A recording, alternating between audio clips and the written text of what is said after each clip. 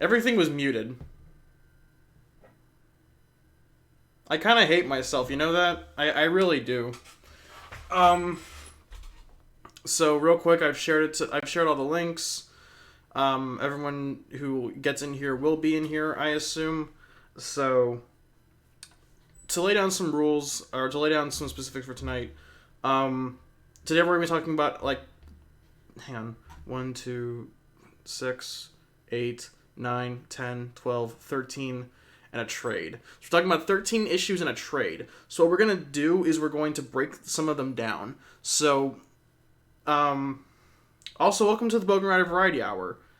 This is, I believe, episode 9. Um, I am your host, Neil Bogenrieder. So today we will be talking about 13 issues plus a trade. We will talk about Iron Man number 7 and 8, X-Men number 18 and 19, Immortal Hulk number 44 and 45, Guardians of the Galaxy number 12 and 13, the first issue of the new Silk mini, Beta Ray Bill number 1, Far Sector number 11, Radiant Black number 2, and We Only Find Them When They're Dead number 1, or volume 1, the first paperback. I have visual aids. Well, not visual aids, but I have copies of the first volume of We Only Find Them When They're Dead and the Jen Bartel cover of Silk. I've discussed this on other recordings, just not a Bogenrieder Variety Hour podcast recording. So, with that out of the way, real quick, I'm gonna go get a snack for while I'm talking because my throat is gonna kill me, and I got something specifically for my throat. So 1 second, I'll be right back.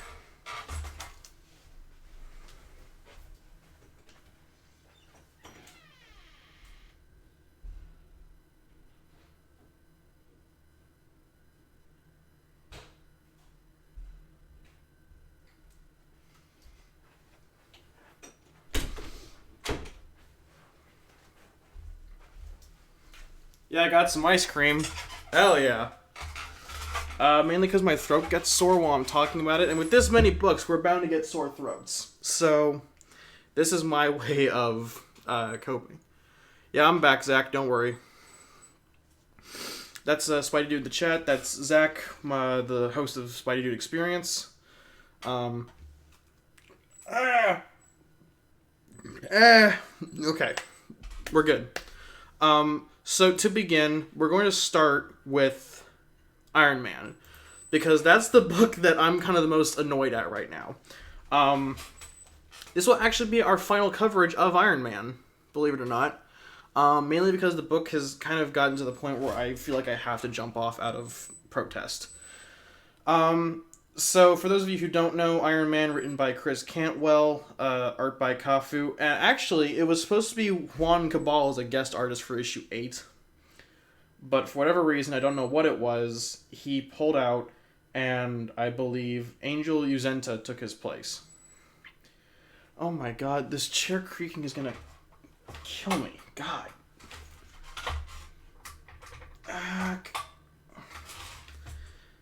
Whatever, this chair is like 7 years old, so the fact that it still works, something of a small miracle, I think.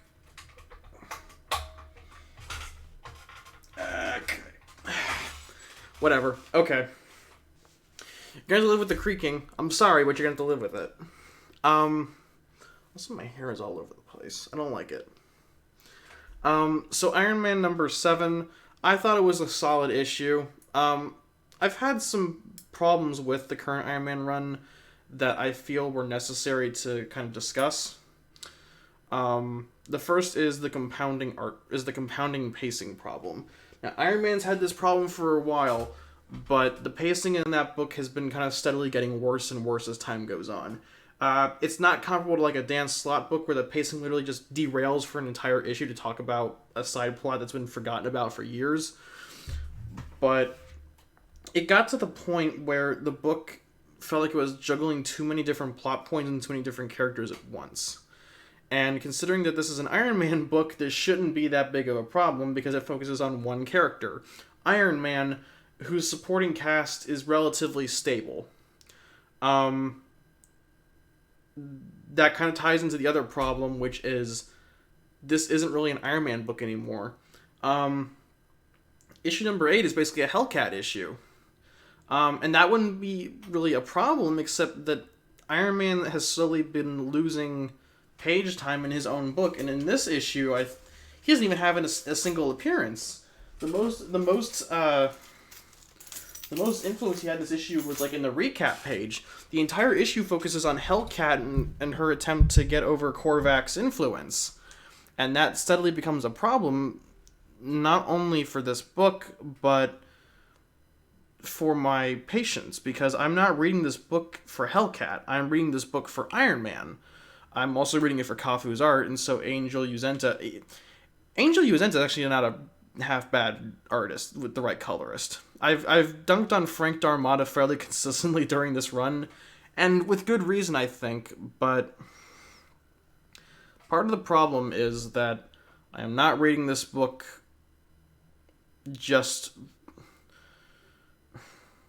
I'm reading this book for Iron Man and for the art, because I like Iron Man as a concept. I like the characterization of Iron Man that Cantwell has given us, and I love the art. I love Kafu. I have problems with the colorist, but we'll get back to that. But you can tell that this is not where Cantwell's priorities are. This is his chance to write a Hellcat book. He clearly wants to write a Hellcat book, and this is his opportunity to do it. So that said, this is probably going to be the last review of Iron Man I do on this show. Now, as long as Ben Reilly's in this show, or as long as Ben Reilly's in this book, and I'm going to be honest, in this book, all he really does is shout one-liners and fire a turret gun, like in Tron, in Tron Legacy when they're on the back and they have to get the turret guns on the back to fight the light jets. That's kind of what Ben Reilly's purpose in this entire book is. And I know, Spidey Dude's in the chat. I don't even know why that happened, but he's a huge Ben Reilly fan, and I'm not sure whether or not he wants a Ben Reilly book or if he just wants Ben to appear in another book. But I can't do this anymore. Like he's just there to provide another talking head for Cantwell. It's not as big of a waste of Frogman and Gargoyle, because those two characters don't really have a whole lot of pathos to them, but I'd argue that Scarlet Spider is a bit more important than just being like a throwaway character in an Iron Man book. He was just there to provide a foil to Gargoyle.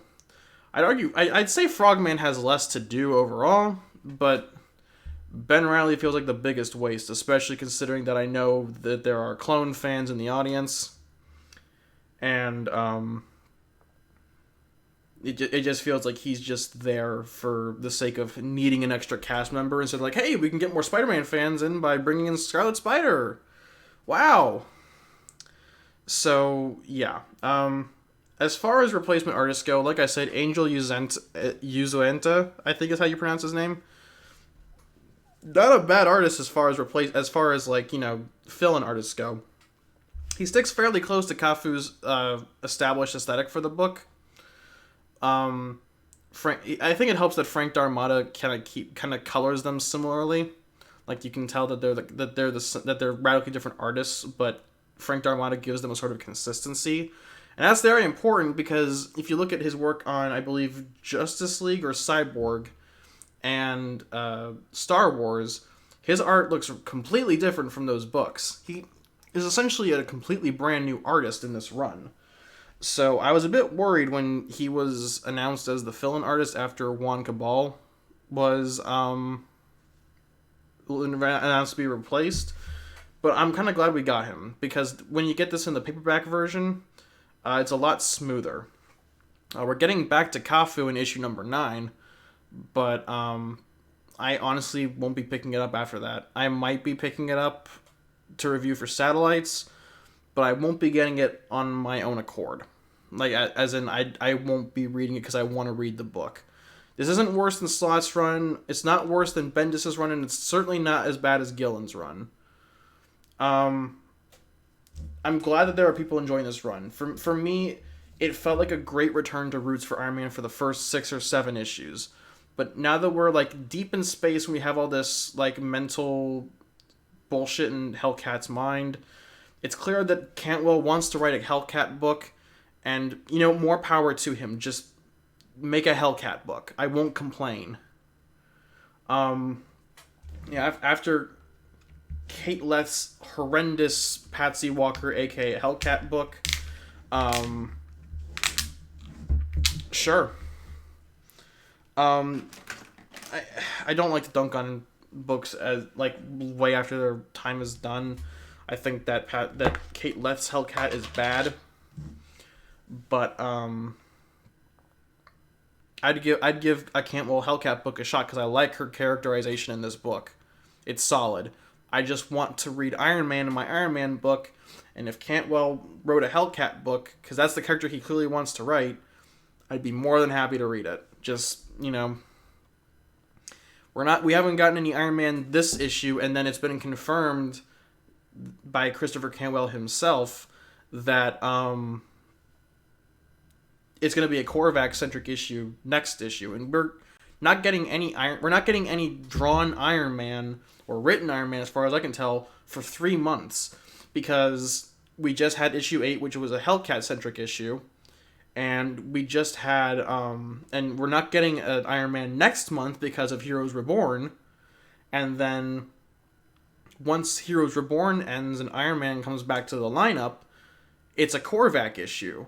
So we're not getting Iron Man. We're not getting any Iron Man in the Iron Man book until issue 10, which is a significant problem for someone like me, who reads for not only the character of Tony but the aesthetic of Tony, like the Iron Man armor. The technology of the Iron Man suit has always fascinated me, and I think that's why I like it so much. It's why I kept reading Slott's Iron Man run in spite of Slott's horrible writing. It's because I love Valerio Schiti's art, and that was a central component of it. Like the design of the Iron Man suits he drew, I liked those. It's kind of one of the reasons I'm contemplating dropping Sword once Schiti leaves Sword to go do his book with Leah Williams. It all depends on the artist. There's a lot of moving parts in that direction for the X-Men angle, but yeah, Iron Man's just not doing it for me anymore. So consider this the last Iron Man review on this channel until a new creative team gets announced. I sincerely wish Christopher Cantwell and Cafu the best, because I've loved their work so far, but we're getting to the point where it's just not financially viable for me to keep reading a book that I don't feel I'm entertained by anymore. We ran into this issue with Venom, especially along the King in Black tie-ins. So we're just getting a repeat of that behavior. So I guess we can move on now to X-Men. X-Men number 18 and 19. Now, this was before I was doing reviews for the Bogenrieder Variety Hour, but this issue follows up on issue 5, which was a single one-and-done issue, one-and-done in quotations, dedicated to the Children of the Vault, which were established in issue 1 of Hickman's run of X-Men, but then got followed up on issue 5, and we're just now getting a resolution to that in issues 18 and 19. So a bit of context, it was revealed a little, I think just, not yesterday, but Thursday, that X-Men, or was it? No, it was last week, I think. I don't know when it was, but there was a chart released, I think this past week or so, revealing that X-Men was being relaunched under Pepe Larraz and Jerry Dugan, who worked together on Uncanny Avengers, and Pepe Larraz was the artist behind House of X, which I think is a seminal classic. I don't know if I'm alone in that opinion, but I think that House of X and Powers of 10 are one of the most influential X-Men books of the 21st century. Not especially a high bar, considering that X-Men's had some pretty bad clunkers over the past 2 decades, but... Ooh, ice cream.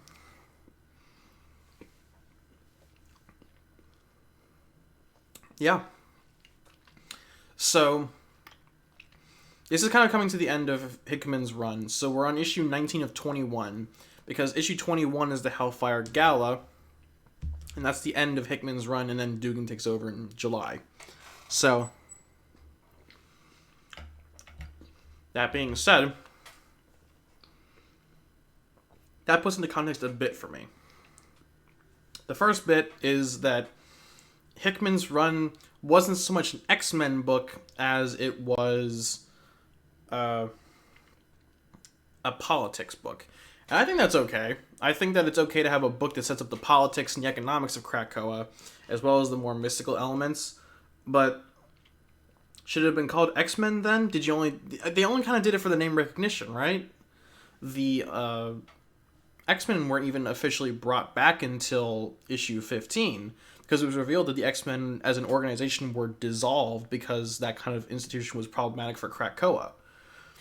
So, this isn't really talking about the content of X-Men itself, but it does kind of shed some light on, like... I'll talk about it a bit more when Hickman's run ends, and then Jerry Dugan takes over.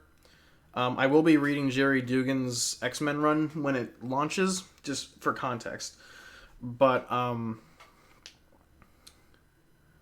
this book has been more about establishing the politics and the behind-the-scenes of Krakoa rather than focusing on an X-Men team. And Cyclops has been at the forefront of most of the arcs, with the exception of like the Children of the Ark one and X of Swords. But, or at least the cast revolves around Cyclops. He's not always the main character, but he has some presence within the book, usually. But it got seriously derailed by X of Swords, and I'm glad to see that it's kind of picking up the pace again. I really enjoyed the aesthetic of the Children of the Vault, especially like the city.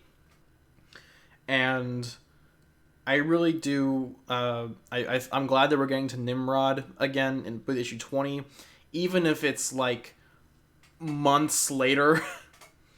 Like we haven't followed up on the Nimrod plot point since issue number 1, so I'm glad we're gonna get to that eventually. But talking about these two issues, it's focused mainly on the emotional aspect of like living in the vault for I think 500 years ish. Oh yeah. This is what you logged on to Twitch for, to watch a guy eat Baskin Robbins while he was talking about comic books. Amazing aesthetics, I know. So, part of me is glad that we got this issue, mainly because it's good to finally follow up on this particular component of the X-Men run. Mahmoud Azrar does a great job conveying the size and scale of the city while being very simple with his backgrounds. It's a good way to maintain an aesthetic, and I'm glad that he stuck with it. Not too complicated, not too like Tron Legacy detailed. So much as I love that, it doesn't fit with the current aesthetic of Hicksmen. So I'm glad we're sticking with our guns. And it does a great job, I think, of showing showing that Hickman can write emotional books, especially when I think it's taking place from Sync's point of view. He's talking about like his relationship with X-23 while they're in the vault with Darwin. And I think that's actually pretty neat of an aspect to talk about. Mainly because, I'll be honest, I don't really know a whole lot about Sync. So it's good to kind of get some expansion on his internal thought process, especially when it comes to making relationships. Which is a kind of a huge component of the new style of love that Krakoa implements. Especially when they're trapped inside the vault for like 500 years in their time. Not a whole lot, I think, advances the plot aside from noting, and it might be something I didn't pay attention to, but I noticed that like there was a page of them evolving in issue 18, I believe, but Darwin getting captured allowed them to transcend to a 4th stage of evolution, which plot-wise gives them a way to counter the mutants. If they had stayed in that 3rd level of evolution, they wouldn't have been able to they wouldn't have been able to be a major threat to Krakoa. So, I love this idea that in his attempt to be proactive and preemptive with taking care of threats to the nation, Krakoa has inevitably given the Children of the Vault exactly what they needed to destroy Krakoa. It's another one of those things of like the country being kind of just set up to fail. And I wonder if that's part of Moira's plan.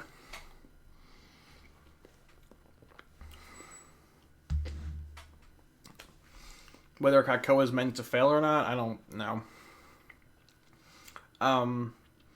But yeah, I'm kind of glad Hickman's going. I wish him luck on that, whatever that new title is, whether or not it's like Uncanny X-Men or Moira X. Wish him luck on that, but I'm going to stick with X-Men. I like Jerry Dugan. I like Pepe Larraz. I love Pepe Larraz. So I'm glad to see them going back to that. So yeah, that's about as much as I can say to that. I think it's one of those issues you kind of have to read. Oh! Also, something I really liked in this issue, the use of data pages.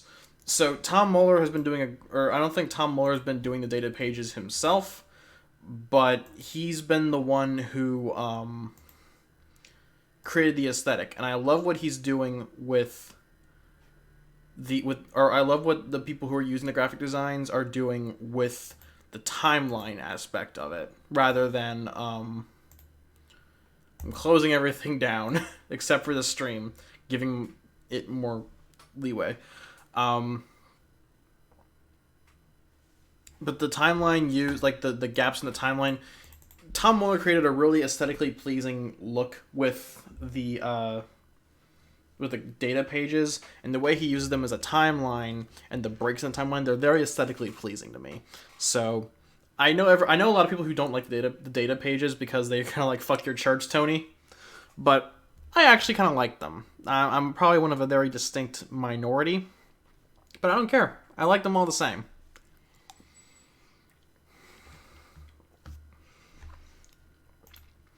So let's talk about Immortal Hulk real quick. Immortal Hulk is a weird one for me, mainly because it's really hard to describe what's going on in the book. But something that I liked is the focus on the UFOs. We haven't seen the UFOs in a while, as far as I'm concerned. I didn't read a whole lot of Hulk before I was reading Immortal Hulk, so that's something to contemplate. I don't know whether or not the UFOs have been used for a while, but I really enjoyed them in this book. They all had distinct personalities, fairly consistent personalities, and it was nice to see Savage Hulk and Joe Fixit kind of running for their lives, essentially. Like they're on their back feet, and the UFOs are just beating the crap out of them. The stuff that goes on in Hell with the Green Doors, I really enjoyed that. Like the Joe Bennett, despite his weird David Cronenberg shit in the last issue with the anti-Semitism.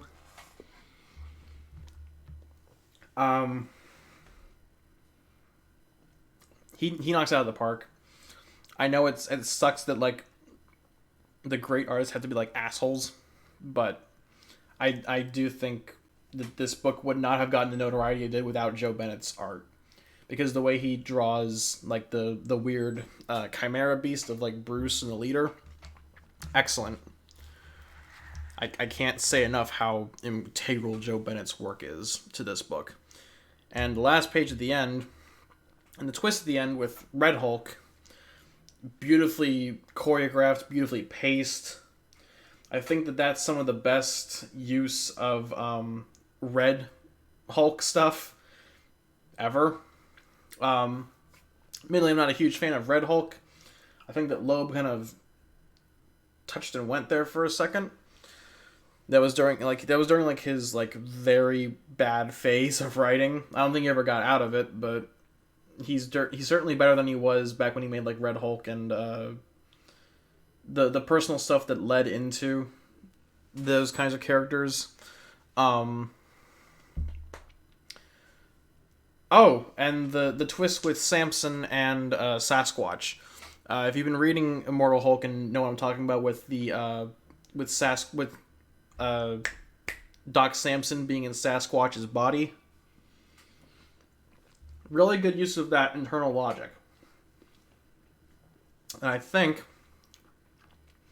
Admittedly, I'm not very in touch with like the Red Gamma stuff, but a very good use of the Red Hulk logic to bring Savage, or to bring Joe Fixit back. I don't want to spoil too much about it because this is one of those books that I think you have to read. I don't want to ruin it too much before you guys get a chance to read it. So, I'm not sure if anyone's in the chat right now, but I'm stuck. Do we want to talk about Guardians first or X-Men, or Guardians first or Silk? Because I want to talk about. I want to save. Actually, let's talk about Far Sector. I don't have a whole lot to say about Far Sector this time. Far Sector is the one that. Far Sector is the one that had the most problems with, aside from Iron Man. Not because it's bad, but this is one of those issues you can tell is written for the trade. Mainly because the book doesn't have a lot of action, or at least not direct action with the characters, more with the setting. And it's mostly focused on moving the pieces into the final part. You see all the characters kind of doing like their, haha, I got you, play my trap card. Not a whole lot of real, like, solid action, but it's mainly like getting everything in place for like the final confrontation battle. The character dialogue is great. N.K. Jemisin has really made these characters shine, and they all bounce off each other wonderfully. And Jamal Campbell, so I'm going to be real with y'all. I'm a little sad that Far Sector has taken this long to come out. But if that's a consequence of Jamal Campbell needing time to finish this book, by all means, take all the time you need. Because this is one of those books that like looks gorgeous, both in digital and in physical. I'm hoping that the final issue looks just as good as the last 11. This is mainly me talking about what I want for like the last issue to be. The last issue has a lot of plot points, needs to wrap up, like bam, bam, bam, bam. But, yeah, I think this issue, don't skip it because it has a lot of essential maneuvering, but it's not as, like, dynamic and engaging as, like, the last 10 have been. It's mainly just reaffirming plot points, if that makes sense. It really sucks when you have a book like that needs to be like a setup issue, especially in the 12-issue maxi series. But like this is clearly written for the paperback or the hardcover. By the way, DC, if you don't give this book a hardcover, I will riot and I will bring down the entire company building if I have to get a deluxe hardcover. Because this book deserves one. Jamal Campbell and N.K. Jemisin have certainly deserved that deluxe hardcover treatment. If you're going to give Sean Gordon Murphy a hardcover, give N.K. Jemisin and Jamal Campbell one too. Please. I'm begging you, man. Please do it.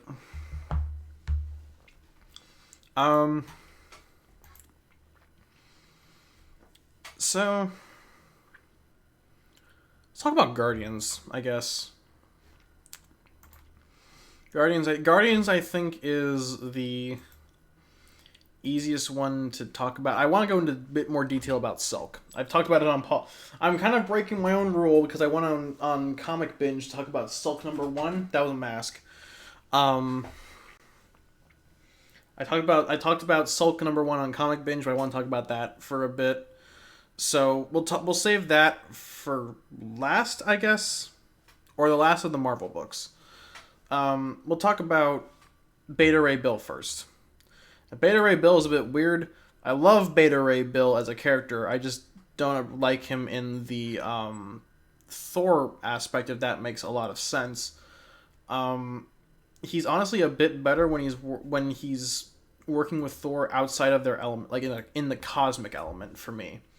When Thor is out in the cosmic element and he's working with Beta Ray Bill, you know you got a good story on your hands. And I kind of hated what Donny Cates did with Beta Ray Bill. First, he and Thor acted like children and fought each other in one of those pointless the heroes fight each other episodes. And then he broke he broke Stormbreaker. I gotta be honest. I think Donnie. I gotta be honest. Even though some people have said like, oh, he made up for it in later issues, but I think that Cates did Beta Ray Bill really dirty, and you can't change my mind on this. I think that Cates has done horrible by Bill, especially like trying to do that fake partnership with Lockjaw. Like, oh, we went on so many adventures, like the Star Wars. It's like the George Lucas method of like saying the characters did something to like manufacture a camaraderie between them. It's like what he did with Anakin and Obi-Wan. Oh, I haven't seen you this tense since you fell in that nest of Gundarks. It doesn't work. It's a poor man's attempt at at making character growth. And this entire issue is basically one big slap in the face to Cates' run on or at least Cates' treatment of Beta Ray Bill. So it says King in Black tie-in. This is the only issue I think is gonna have a King in Black tie-in explicitly. So Asgard is under siege from a nullified Fing Fang Foom. Daniel Warren Johnson is amazing, not only as a writer, because he gets like this grand scale of like a giant Fin Fang Foom, and like, you know, Beta Ray Bill on the walls of Asgard getting ready to defend it with like this warrior tribe of with the warriors of Asgard, but he really gets the scale. Like, Fin Fang Foom is giant compared to Bill, but you can tell that Bill is really throwing his weight in these fights, because like he'll grab Foom and like throw him around by the tail. It's really interesting to see like how he draws Bill. He's always been a fairly expressive character in spite of like the horse face, but I think that he kind of ramps it up a little, and I really appreciate like the expressiveness he gives, not only in the mouth details, but also the accompanying eye expressions in the shadow. It's a really great component of Johnson's art, that he's able to deliver that kind of emotional expression on Bill's face. Like, you know, the battle-hardy or like the depressed, I don't want to say angsty, but like the beaten down Bill, especially like the amount of personal losses he's had recently in the grander scope of Cosmic Marvel. I also kind of appreciate, I don't remember what film was playing in the background on Scuttlebutt. I think it was Hook. Let me go look it up. Hang on. I'm looking this up because, oh shit, God, Mark.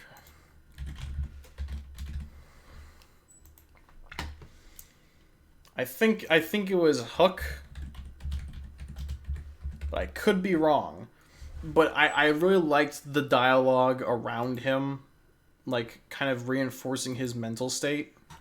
I wasn't sure how I felt about Beta Ray Bill being jealous of Thor kind of one-upping him. And because I don't think Bill has historically been that kind of character to get kind of butt blasted about someone stealing his glory, and him always being like second fiddle to Thor. That felt a little weird to me, but it makes sense in the context of greater Cosmic Marvel. Like I said, and like the personal losses he's had, like he's lost Stormbreaker.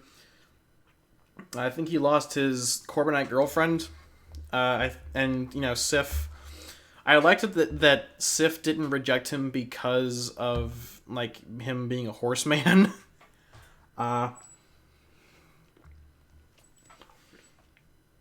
She doesn't even reject him outright. He's the one that kind of stops him. That kind of stops it.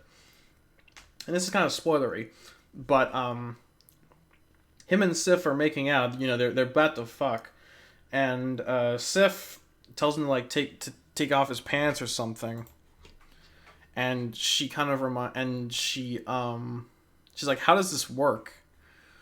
And because, you know, back in the olden days, Bill used to like tap Stormbreaker with on the ground, he turned into like a stick, and he turned back into like his usual Corbinite form. For those of you who haven't read like the old Thor stuff with Bill in it, and so she's used to that, but she kind of makes it awkward because she's like, well, do you have like a horse dick or something? And Bill's like, I can't change back, and so it makes it awkward, and Bill's the one who kind of stops it, and he's the one. I'm like, I'm gonna leave. I don't like what's going on. I'm out. Bye, guys. I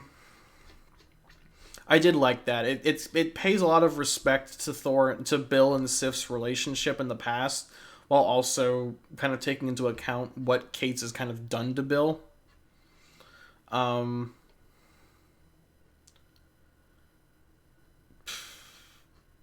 Like I said, like this book does an amazing job of portraying the scale of Fin Fang Foom, the size of the size of Scuttlebutt, and I'm pretty sure that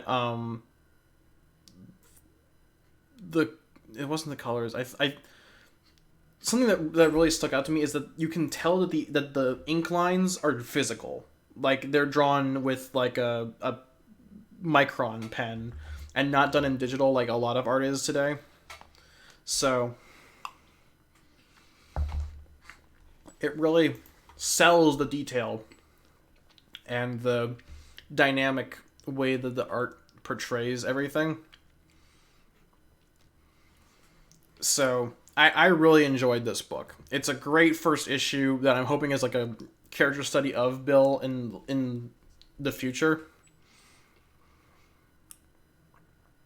I'd seriously recommend picking this up. Please do it. Daniel Warren Johnson's been like a not an unsung hero, but like he doesn't get a lot of talk from like the more regular comic discussions. So please pick this up, support him, and even if you don't pick up the direct market single issues, pick it up in trade. That's what you need to do. Support this either in physical or trade. Or single issues, or support it in trade. Because this is one of those books that I think is going to be really good later on. I can't tell you whether or not it's going to be because I can't see the future because I'm not a psychic. But it does a great job of setting up a personal conflict for Bill without there being a direct antagonist. It's mostly just Bill kind of being self-destructive and depressed. Oh, one more thing. It does a great job of showing like before he was turned into Thorse, before he got his horse face, like when he was still like a regular Corbinite. He has the it's mostly him being picked to be selected. It's a couple of pages in the book. It's not exactly like a major plot point yet, but it shows like his vulnerability back then, and I think it's used very well as a parallel to how he feels now without his hammer, because he's got a lot of responsibility and weight on his shoulders, but without Stormbreaker and the support network that he had, it weighs a lot heavier on him, and you can tell that it's not exactly something God. it does a great job of showing the parallels between like his prior state and how he is now. And I'm wondering if like the Corbinites are going to be the antagonist, or if it's just going to be him like futzing around the universe.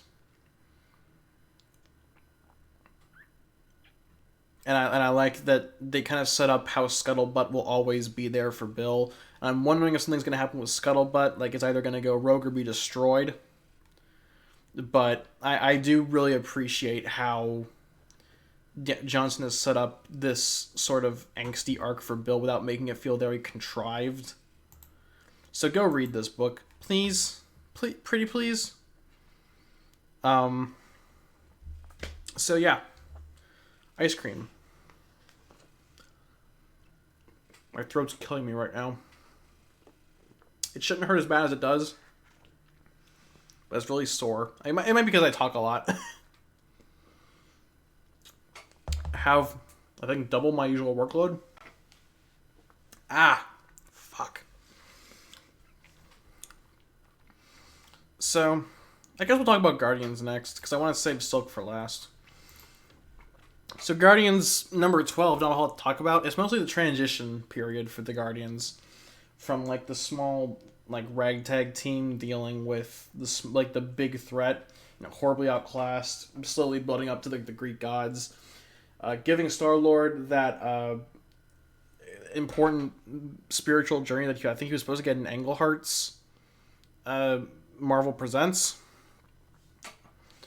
I think that's the book that he was supposed to get it in. I couldn't tell you off the top of my head, though. But it mainly serves as something of a transition book into the next issue. I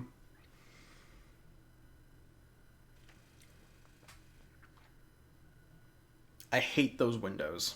They always, like, rattle and shit. It's annoying. But it's really good to kind of get all these plot points wrapped up so that we can kind of slowly move into the next, like, the big boy phase. The organized superhero team kind of aspect. Juan Cabal's art is fine. It's not, like, exceptional. Oh, Venkman, thank you for being Eben. Thank you for following. That always gets me motivated. But issue number 11 and 12 of Guardians are meant to sort of transition into this new next generation phase. Hello. But can I just say, after like 7 years of Richard Rider being gone, he came back in like 2017 or 2018. It was so cathartic to see Richard being the team leader of the Guardians for once. Everyone's like, oh, I always wanted... Here's the thing. Bendis kind of screwed him up by like, oh, I always wanted to be an Avenger. No, he didn't. Stop this. Stop it. I'm tired of this meme. But it was very cathartic to see Richard Rider, a character who I've sympathized with a lot recently. Especially in, like, this last year of college. I'm graduating in 3 weeks, and, like, the stress of it is kind of getting to me a little bit.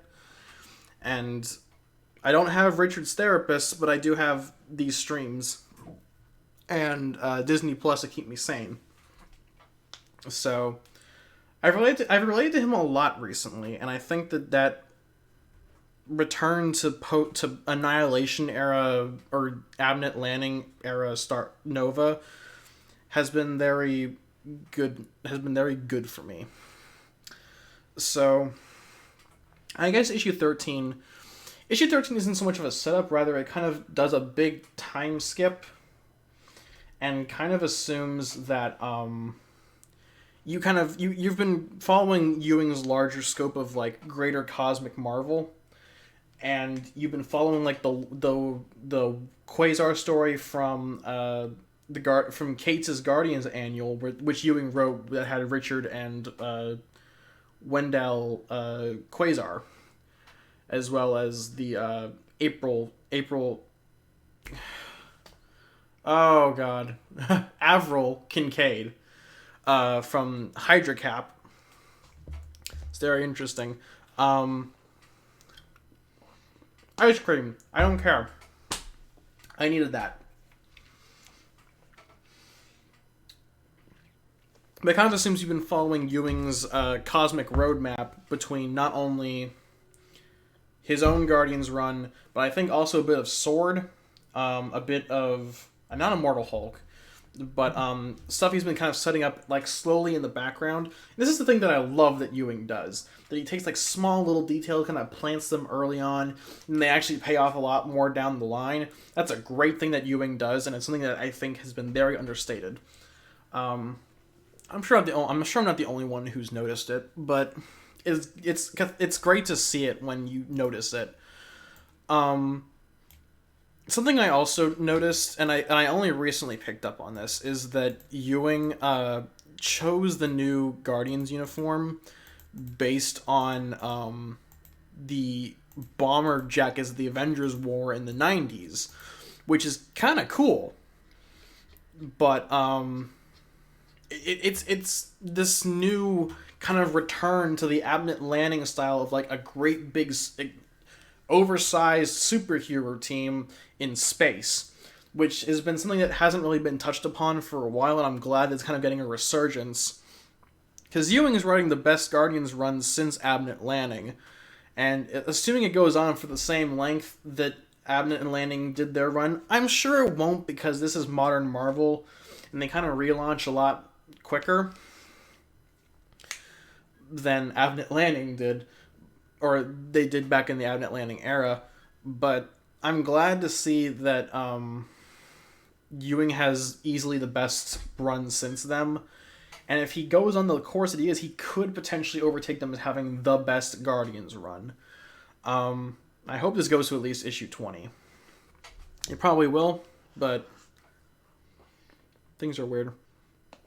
Something I appreciated is that he uses the progenitors, which is something he set up in his Inhumans run. Again, something that pays off here.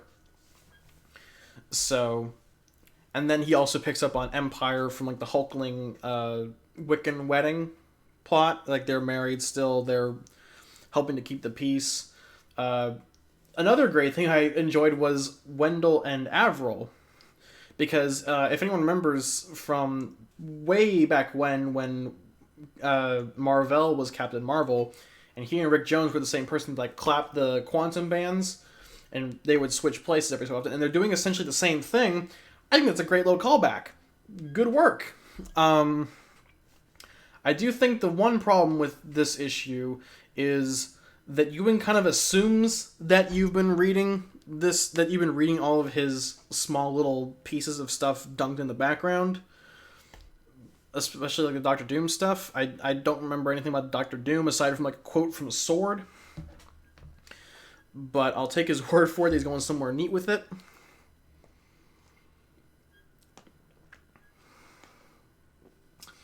Venkman says, a bit off topic, but the only reason I have not gotten Disney Plus is I have a bad feeling they're going to keep all their content as streaming only exclusives, and they won't release them on discs, and I'm very much in the pro physical media camp. Yeah, I get that. I think they've mentioned plans to release in physical for at least WandaVision. I actually think CBS has actually done a really good job about that, because they've released all of Star Trek Discovery, I think, on Blu-ray, along with Picard. I know Javi is planning on getting the Steelbook of Star Trek Lower Decks, but I think that CBS has got it a bit better on that front. But I understand their concern on that front. I wouldn't say that I share that same concern, but it is warranted. I'm not exactly a huge pro-physical media guy. I appreciate in some formats, case in point, comics. But, for the sake of keeping things clean and tidy, I tend not to buy a whole lot of stuff physically. I mostly resolve this problem by keeping my own personal copy and backing it up on several different drives. So that way, if like some kind of cataclysmic event happens with all my stuff, I'll have it somewhere. But yeah, that's a very warranted concern. But anyways, back to Guardians. Back to Cosmic Avengers. I am curious to see what Doctor Doom is up to. Those of you who have talked to me before, I'm not a big fan of Fantastic Four right now, and I know they're doing something with Doom and Victorious. They're getting married or something. Probably for political shit.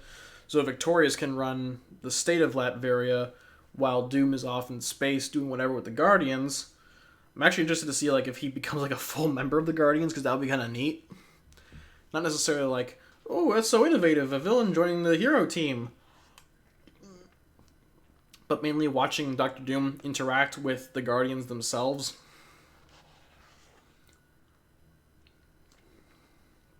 Something interesting I just always find kind of neat is Doctor Doom interacting with different facets of the Marvel Universe. God, my throat.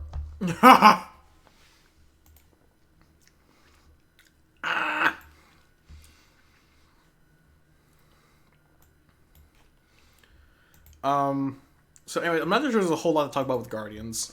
This is a really good jumping on point, especially if you've been reading all of Ewing's books recently. Not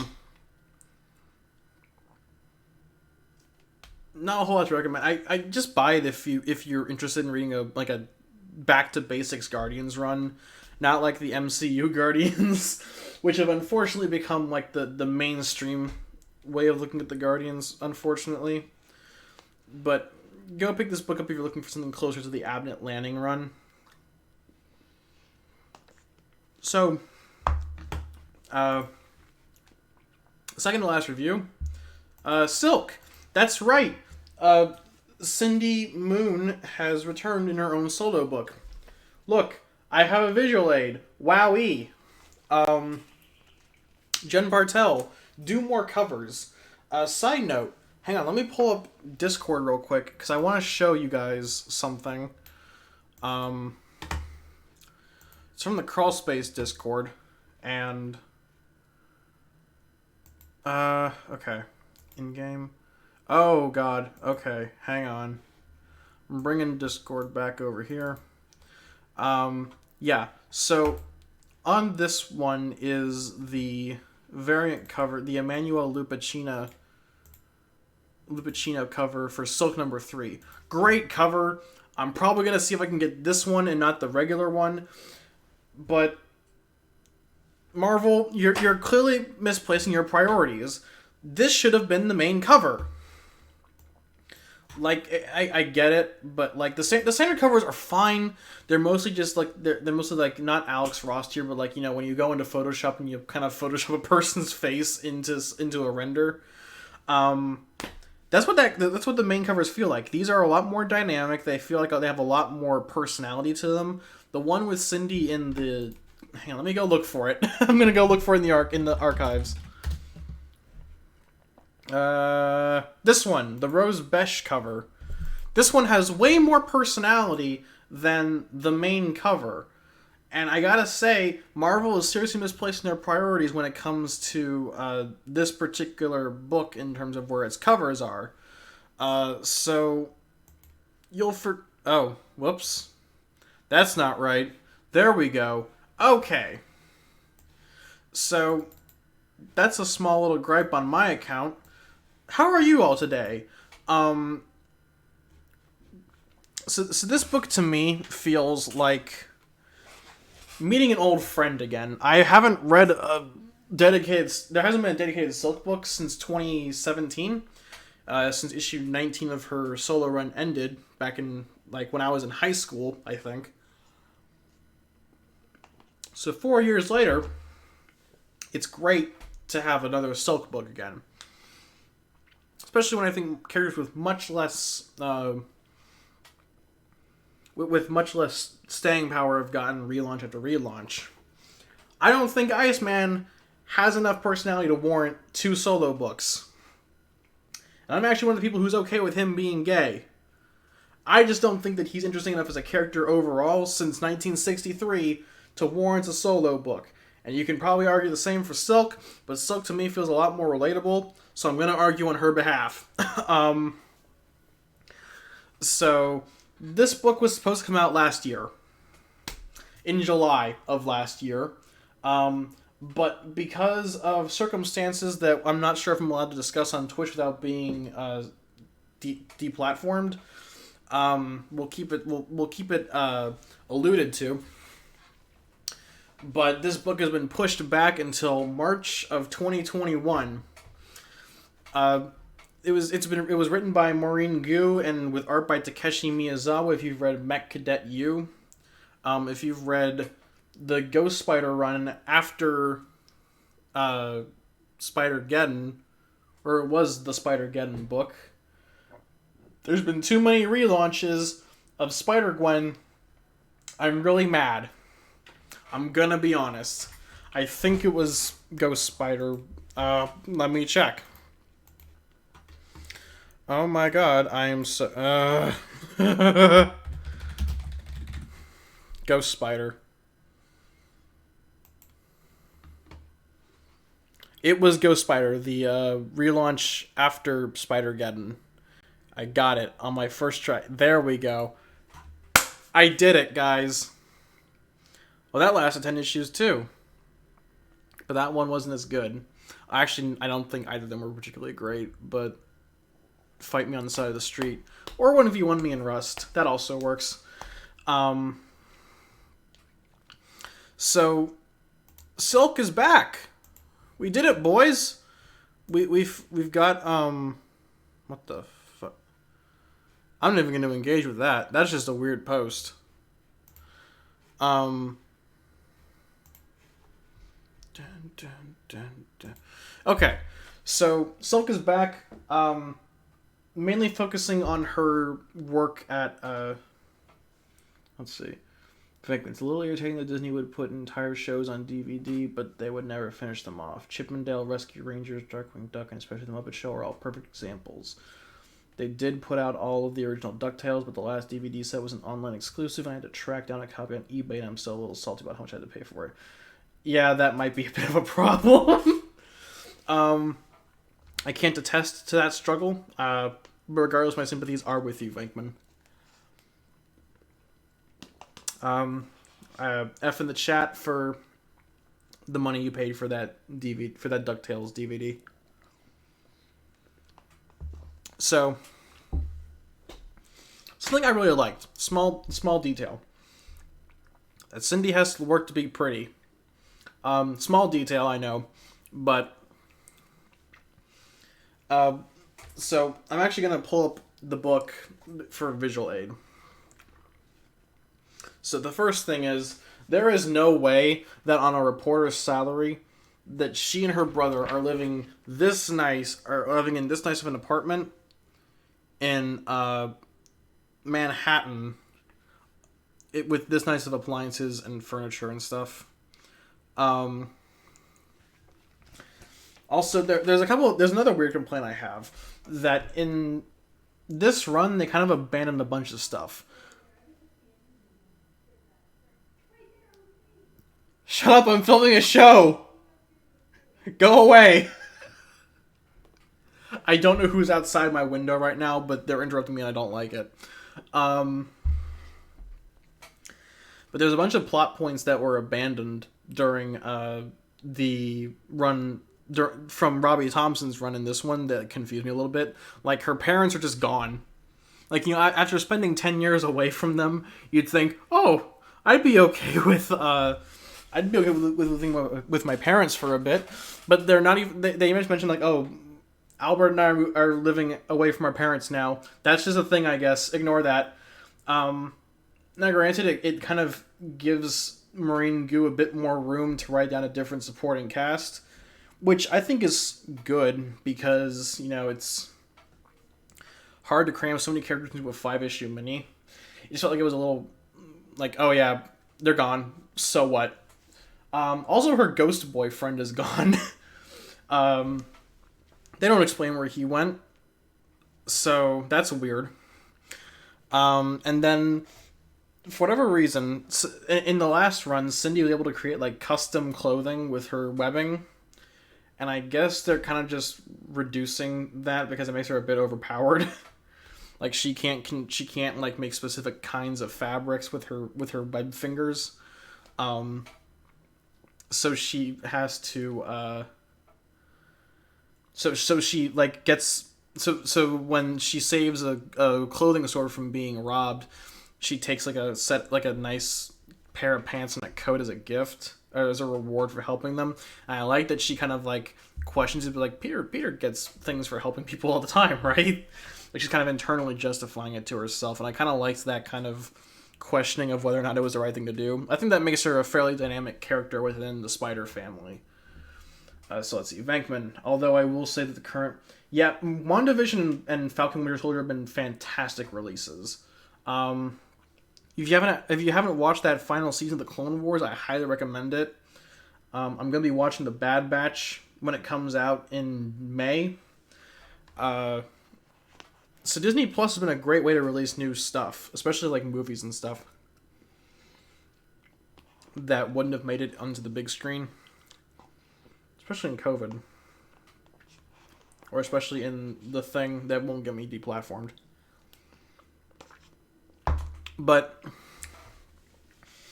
regardless, I think it's a bit weird that these plot points were just kind of dropped. She doesn't have an obligation to talk about them, but, you know, considering that this is stuff I've kind of memorized from the last run, it just seems like kind of a weird thing to kind of ignore. Now, granted, I didn't like the finger web. I didn't like the clothing webs. I thought the ghost boyfriend subplot went on for too long, and, you know, she needs a more supporting cast outside of her immediate family. So these aren't things that I'm particularly angry about. These are just things that I've noticed that are kind of like, well, okay, that's a bit weird to ignore, or just toss aside completely. So as I was saying earlier, Cindy actually takes a lot of time to puts a lot of more effort into her appearance than other people do. She has a lot more frumpiness to her, which I really appreciate. That, like, she has to wear like a face mask. She God.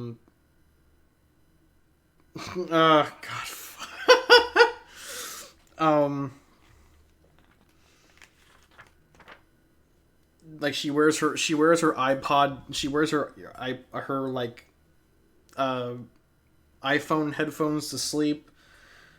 Stuff like that makes her a lot more endearing to me than, like, someone who it shows that, like, when you have like a character like Jessica Drew, who, like, gets out of bed and has, like, perfect hair, perfect facial symmetry, and, like, smells wonderful. I don't know. That's very specific, but I'm using it as a base to compare to Maureen Goo's portrayal of Cindy. I think that, like, when you roll out of bed looking like a supermodel, it takes away the realism. And that small act of having Cindy, like, wear a face mask and, like, have to get ready for her day outside of just, like, rolling out of bed, or just, like, having, like, perfect facial hygiene, that goes a long way towards making a character endearing, especially in a really super fictional version of reality.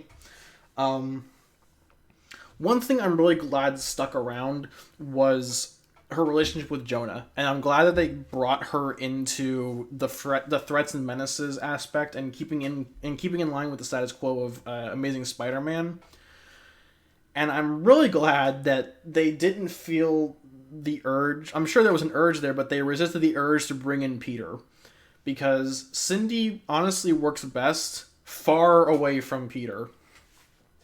Like, he didn't even show up once in this issue, and I was really glad that they held off on that temptation, and they gave her, like, her own little corner of the office to do whatever the plot needs her to in that aspect. I like I like that she's now doing, like, reporting stuff.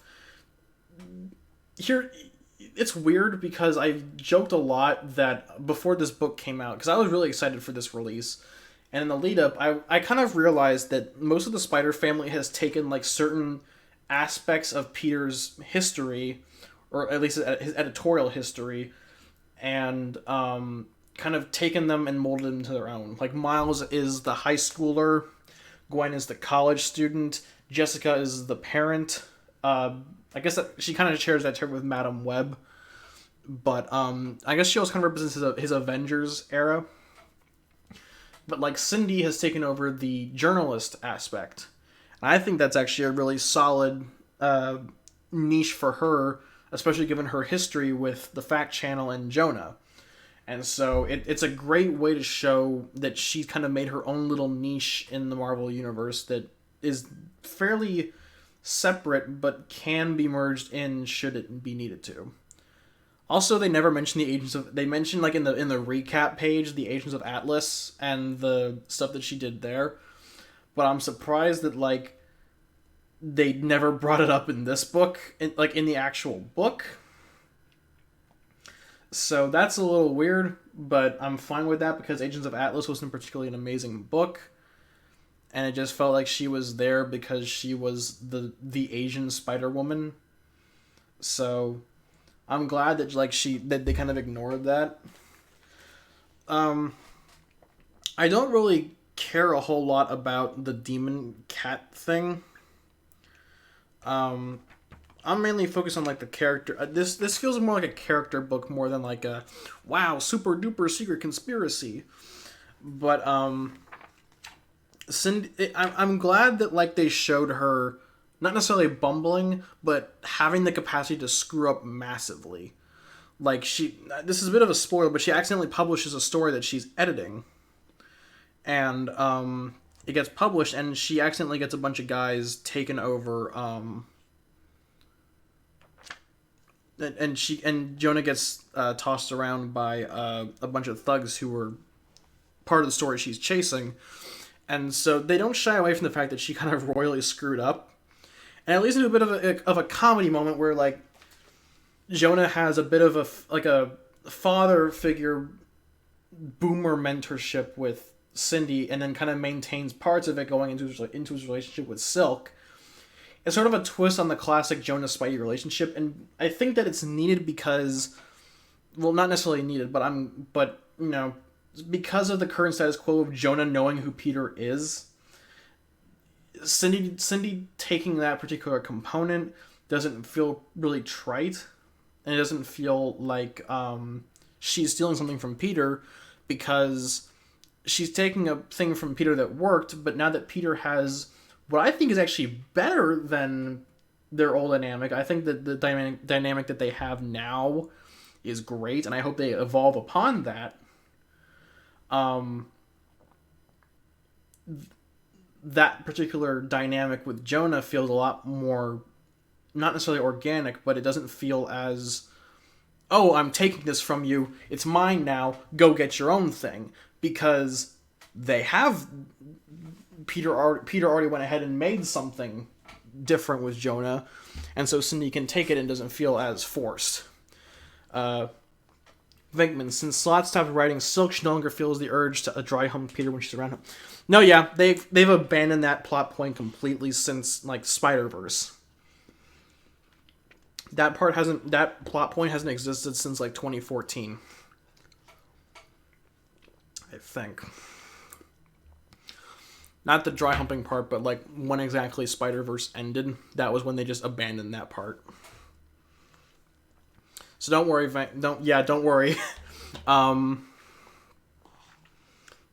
worry, you're safe. Peter's safe. I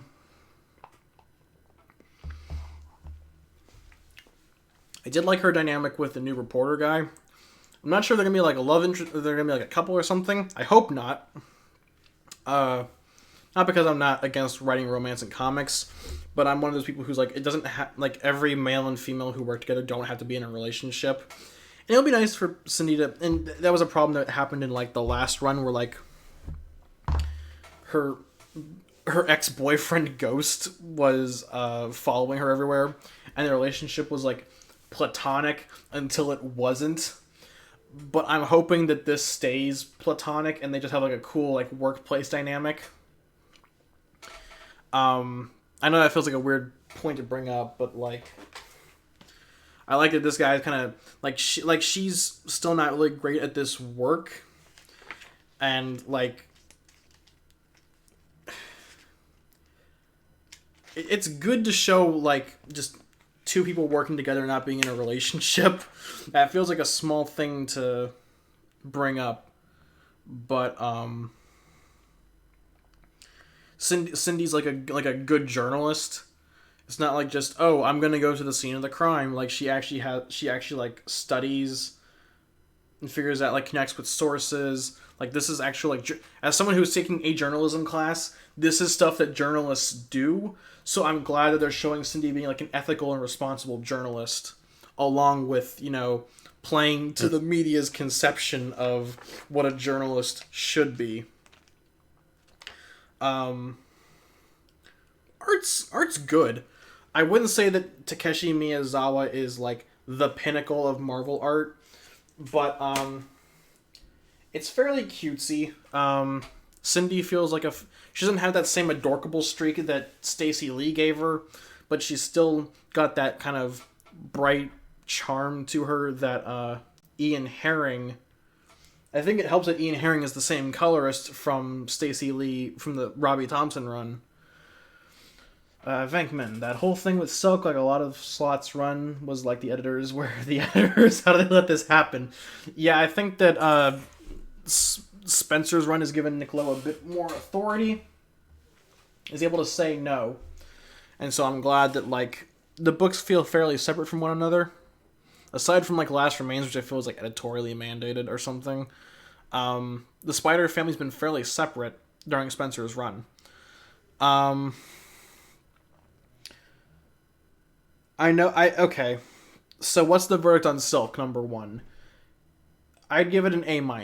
If I had to give it a letter grade, I'm not fully into the Demon Cat stuff, but that's mainly because this is like this is issue 1 of 5. I'm hoping that it drags me a bit more in as time goes on. Like I said, there's a couple of weird plot points that are abandoned from the last run, but that's not really on the writer because those plot points were resolved. It's like a new status quo. New supporting cast does a great job with the old supporting cast.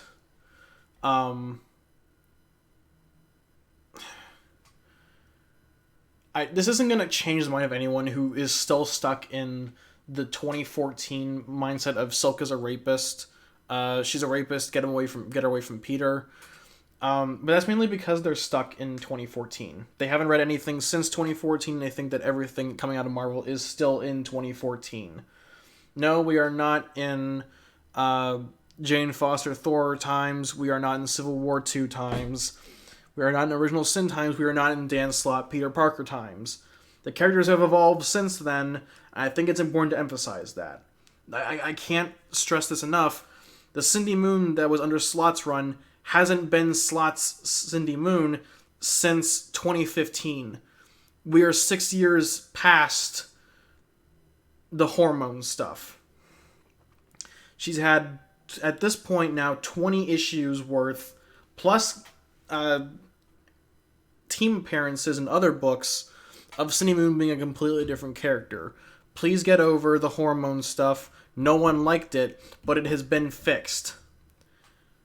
Please stop it. I can't stress this enough. Please read the book since then, because she's a much more a likable character. No, she's had 27 issues. So please read the book since then, because she's a completely different character and a much more endearing character. And I say this as one of the 10 Silk fans who exist. That's not really the same. That's not really the actual number, but that's what it feels like sometimes. But please read the books. You'll like this character, I promise. Even with the bunker stuff. I know that I feel like I'm kind of lashing out against people who knee-jerk whenever I talk about Silk. And whoever I'm talking about, you know who you are. But this is essentially a completely different character, and it's been a completely different character for 6 years now. I'm tired of talking about Silk like she's still written by Dan Slott. Please stop it. God. I like this book. It's an A-. I'm gonna keep reading it. I'm gonna get the variant covers too. I don't hate the main ones, but the variants are better. Okay, next book. Okay, what's on the list? Radiant Black. Okay. Radiant Black is Marcella Costa and Kyle Higgins' new Invincible Light.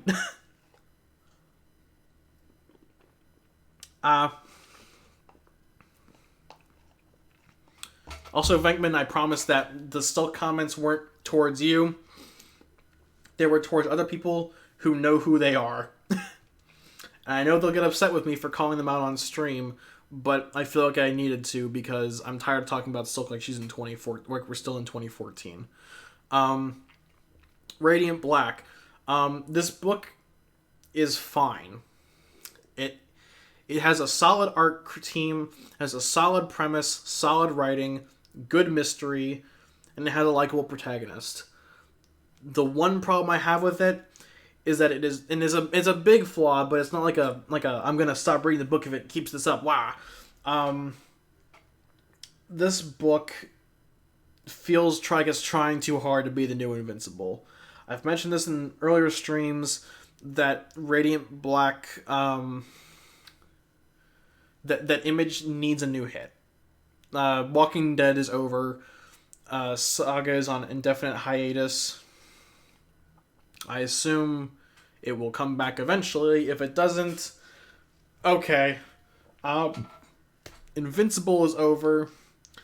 Spawn is selling fine, I guess. I don't know its numbers, but it's stable. But they needed like a new hit, and they pushed it as this big new epic run that will revitalize the way we look at superhero books. It's not. It is not those things. And I say that with all the love in the world. This book is fine. I even dare say it's great, but it is good. It's spending a bit of time getting us to know the characters. I think his name is Nathan. I don't even know the name of the main character. But it's like he's a good lad. His struggle is relatable. You know, wants to be a writer, but like he's in debt. So it feels like they're taking the aspect of they're taking aspects of the Peter Parker character and kind of laying it out a bit more explicitly. Like, look at all this credit card debt, guys. Look at all this debt. Holy shit. But it shows like the 2020 version of characters struggling, which is like getting good work and paying off debt. I did like there's a bit in the back half of the book where like he's fighting his Venom equivalent. I think he's like Radiant Red or something, I guess.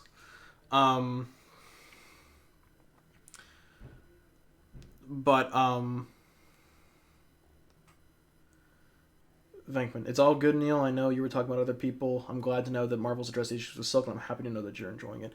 Yeah, this book is good so far. I'm going to talk about it a bit more. I'm going to talk about it a bit less on Satellites, mainly because that's a good place to talk about it, with a bit more of a plot recap. So if you watch Satellites, you should go figure that out. But this is a good book. Yeah, that's all I really got to say about it now that I'm done with my turbo rant, and I'm on to a different book. But this book isn't for people who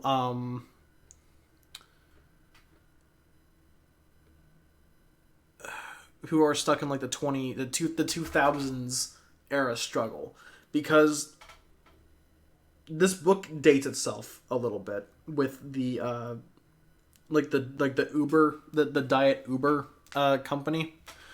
That's a bit of a problem, mainly because it's focused specifically on like the COVID, or on like the thing that won't get me deplatformed era of recession. And speaking as someone who's coming out of college and needs to, you know, get ready for the real world, that stuff is scary.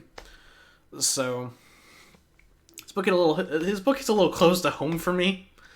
But there is a good amount of superhero stuff to kind of counteract that. I like that he uses his job as a sort of, I don't want to say plot device, but he uses his powers in a way that lets him hit on clues about Radiant Red. I don't know. Is that his name? I don't know. Venkman. Now, if only Marvel would fix what Slot did to Mayday in the Spider-Verse. They kind of did. Or at least they've been moving away from that characterization. Web Warriors wasn't particularly great, but I liked Jodie Houser's Spider-Girls. Hang on.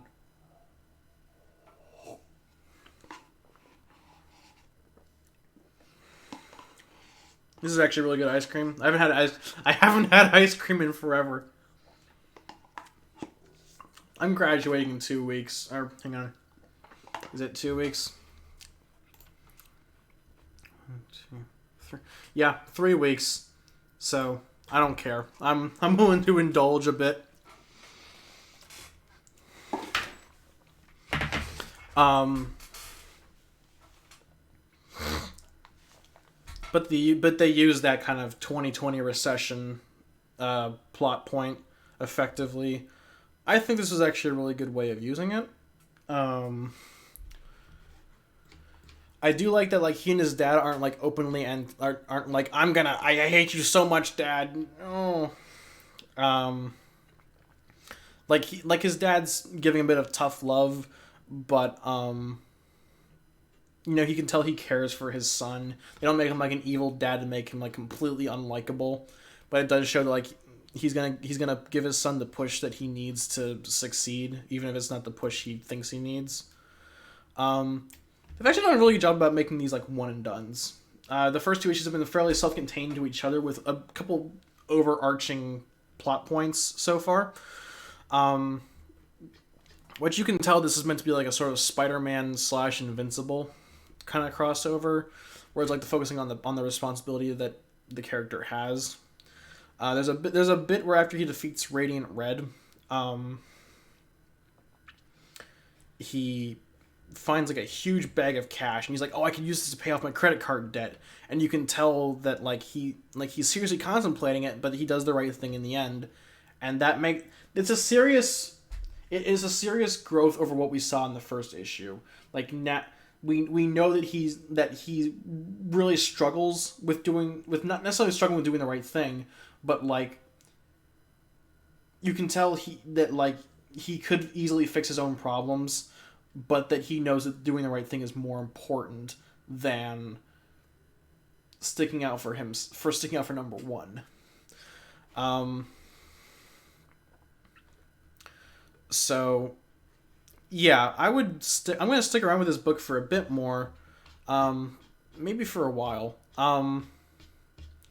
It's a solid read. There's not a whole lot to say about it, but it feels like a traditional superhero book made by a third-party publisher, or made by a not big two publisher. I'm not necessarily like massively interested in the villain, mainly just because he's like a diet Venom. So that's a me thing. I don't like the best friend. He's a little annoying. I do hope they explain the Radiant Black power. That's a big thing for me. It's like, where did this come from? It feels like it feels like a plot device more than anything.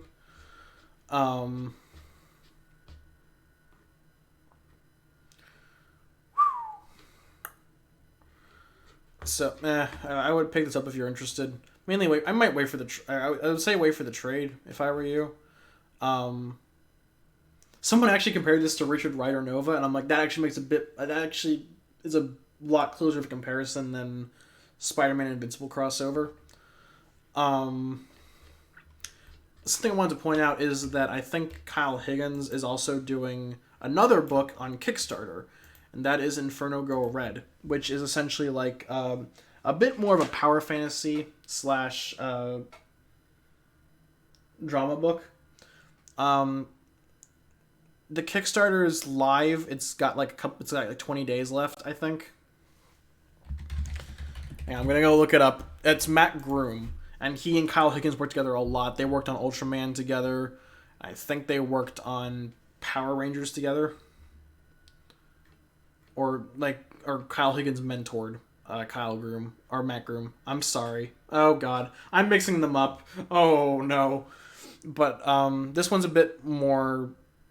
This one's a bit less Nova and a bit more like directly Power Rangers related. These take place in the same universe, but I think that they have really good graphic design. I like the character designs. This feels a lot more close. This feels a lot closer to the chest than Radiant Black is. It's a hardcover. I always like it when people make hardcovers, especially when they're reasonably priced hardcovers. So it's $40 for like at least 100 pages plus concept art. So I have a friend who backed it. I'm planning on backing it when my next paycheck comes in. Um, they've got a good team behind them, a lot of, I guess, heart.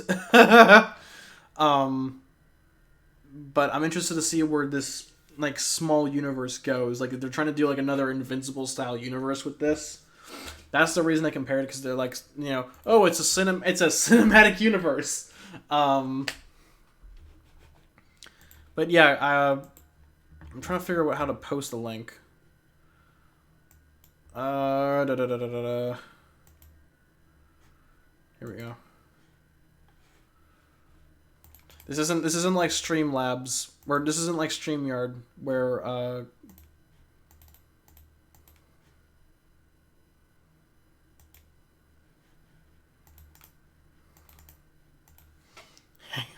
oh no, I'm not doing this. There we go. Hang on. Oh, whoops. Oh, shoot. There we go. Kickstarter.com/projects/InfernoGoldRed. There we go. Okay. Done with that. Yeah. There we go. So the final book tonight, this is what I've been wanting to talk about for a while, is We Only Find Them When They're Dead, by Al Ewing and Simone DeMeo. And if the name Simone DeMeo makes you recall things, you will recall that he previously did work with Eve Ewing, not related to Al Ewing. Al Ewing is a British man who wrote Judge Dredd. Not really. I don't remember what he wrote in 2080, but it wasn't Judge Dredd, I don't think. Al Ewing is a British man. Eve Ewing is an African-American civil rights activist and, I think, professor. So they're completely different people. But they did work on Champions together before Simone DeMeo went to work on this book, which is essentially people in space, they find gods, but the gods are dead and they harvest the meat. That sounds really dumb from like my Neanderthal description, but it's really high concept, and I think you will really like this book if you are into like high concept discussions about like gods and revenge. I don't know. I don't want to say a lot about this because I want you to read that book for yourself. Simone DeMeo's art is a little hard to follow at times. The problem with that is that, hang on, Discord messages. Everyone keeps forgetting that Wyatt Russell is Kurt Russell's son. It's a little hard to follow at times, the art of We Only Find Them When They're Dead.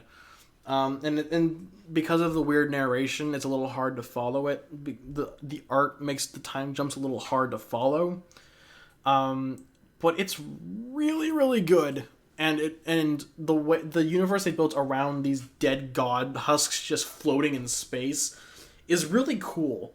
I can't emphasize enough that, like, I hope it's getting a follow-up, and I didn't own the single issues. I had a friend let me borrow them, but then I went to my local comic book store in a previous trip. On my last visit, I got Once in Future and Silk, or the Bartel Silk cover, and Once in Future Volume 2. But on my first visit, when I didn't have the Bartel cover, that was part of the reason for my second visit. I was a little sad because I couldn't find anything to read. Or I didn't have anything. And then I kind of stumbled upon this, and it was only $10 in the store. So if you haven't read it, it's only $10. It's like $2 per issue. And depending on where you find it, you can probably find it for even less. So that's really something to look into. It's really high concept if you're into like that really weird space slash religion stuff. I highly recommend it. And that's not a whole lot to go off of, but I'm kind of in the middle of reading it myself still. I'm going through my second read through to make sure I understand everything. But I think that's what we're going to call it. We've been at this for an hour and a half. I actually thought we were going to go like 2 hours, so I'm kind of glad we're going this short. So we're going to call it for tonight. I don't know if I'm doing anything tomorrow because I'm in the middle of working on a massive school project and I don't know what I'm doing tomorrow. So we're going to call it tonight. Thank you, everyone who came. Thank you, Spidey Dude and Venkman, for both coming in tonight and watching tonight's stream. I'm not sure if anybody else was here. I seriously encourage people to come in and comment. Interaction really keeps this show going. I hope to have trade waiting is how I'll be buying current comics going forward. Yeah, if you're a trade waiter, buy it in the soft cover. Also, Radiant Black. I guess go back Inferno Girl Red because it's a hardcover trade size book. But thank you all for coming to comment. Make sure you comment during the stream because it gives me someone to talk to. Next week, I'm hoping to do something of an experiment where we talk about Falcon and Winter Soldier, and then per Venkman's suggestion, actually, we're going to be talking about the Mark Gruenwald story, The Captain, that inspired the U.S. agent character, or that made the U.S. agent character, and we're going to talk about how that translates into the series along with Nick Spencer's Sam Wilson Captain America. So I hope you're looking forward to that. I will see you next Saturday. This has been your host, Neil Bogenrieder, signing out.